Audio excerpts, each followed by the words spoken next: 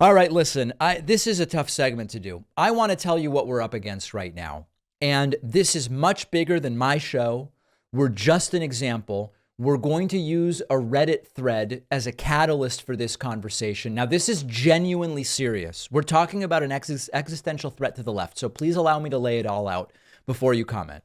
The following post showed up on our subreddit over the weekend. It's from a user called Higher Than S. I can't even say their full username because it wouldn't be appropriate for FCC. Here's what he writes. Just unsubscribed after 5 years. I'm deeply embarrassed for the majority of people on this subreddit. You clearly didn't listen when David explained what epistemology means and why it's important. Enjoy your backing of the IDF. I'm sure it won't bite you in the ass. And then he goes on to explain. David, I love you, but you were clearly taking the wrong stance on the Israeli-Hamas war. Now, first of all, and then says, to my knowledge, you have not condemned anything Israel has done except to push it aside as collateral damage. Now, the reality is I have been condemning settlements, Likud, Benjamin Netanyahu, for decades without any equivocation. No if and or but, just condemnation. He continues, I don't think you've yet brought on a pro-Palestinian voice, nor have you addressed the appearances of those on shows like Piers Morgan. You know, I haven't brought on pro-Palestinian voices, nor Israeli voices. We don't do interviews on this show about breaking news. The interview segments for a long time have been other content, psychology professors or authors, stuff that's booked weeks, if not longer, in advance. I've brought the same number of pro-Palestinian as pro-Israeli voices, which is zero because that's not what the interview segments are for on this show. The fact that other people do shows where that's what they do doesn't mean that that's what we do here.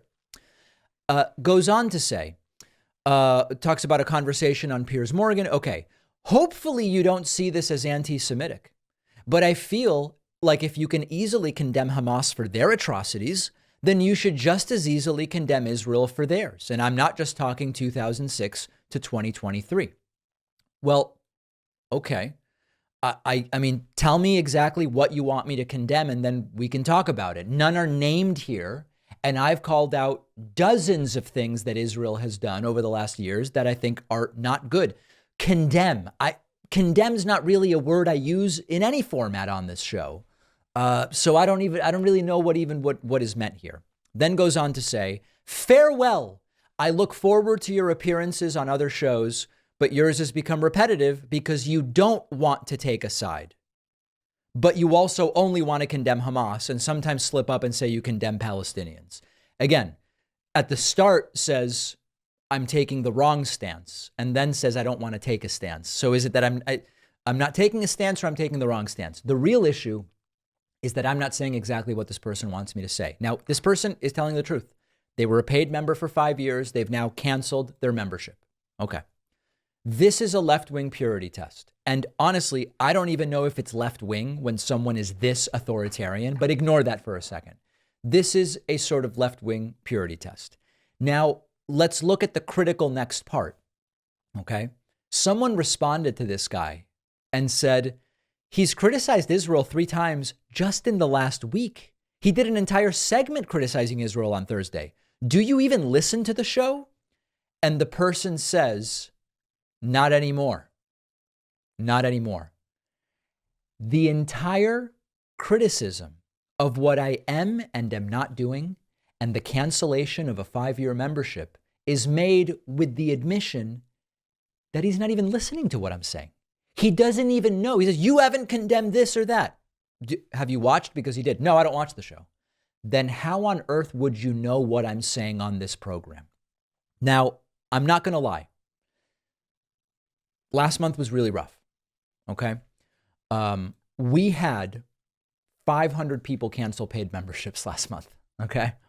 We have never had that happen before. And many of those cancellations came with some pretty vile messages. Some of them overtly anti-Semitic. Not most, but some even came with that little cherry on top. But we're going to be here. We're going to continue being here, and I'll tell you why. because a record 500 people last month canceled their membership, but over 1,000 signed up. And many wrote to me and said, you know, David, I was sitting on the sidelines for a long time, just enjoying your show. I now realize the stakes. Because at the end of the day, think of what I did to generate this reaction. I don't do emotional explosions on the show. That's true. I try to just stick to facts. That's absolutely true. When stories were unclear, I waited to have information. Tons of media humiliated themselves reporting on the Gaza hospital attack. We got it right.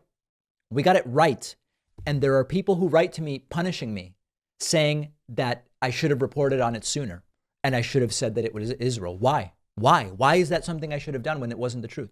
So the truth at the end of the day about our show is that October, the month that just finished, was our best month, not just of the year, not just since 2022, not just since 2021.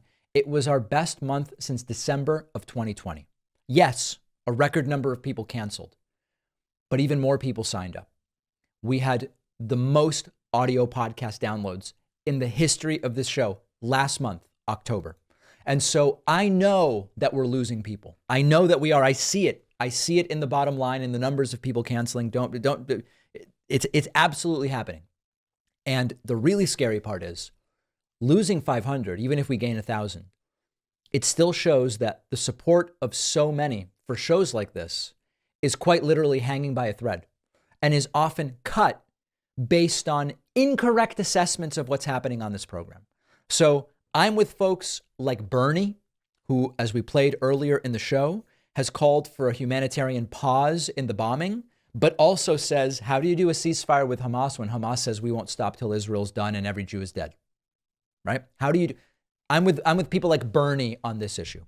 So if that's not for you, I get it. It's clearly not for at least 500 people. And it's really sad that they've pulled their support.